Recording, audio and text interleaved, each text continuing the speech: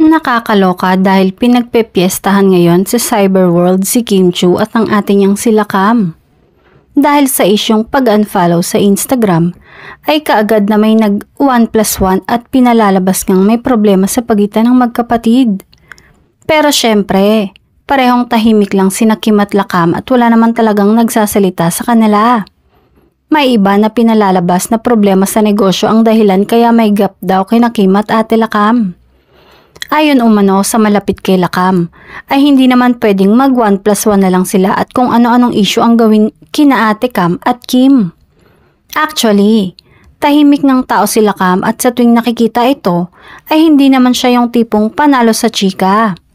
The last time nga na nakita siya ay sa isang pa-block screening para sa My Love Will Make You Disappear. At ang tanging sinabi niya ay suportahan ng pelikula ni Kim at Paolo Avellino. Samantala, may mga umaasa naman na sana ay maglabas si Kim ng official statement tungkol sa pangiintriga sa kanila ng kanyang ate Cam para matigil na rin ang issue nilang magkapatid.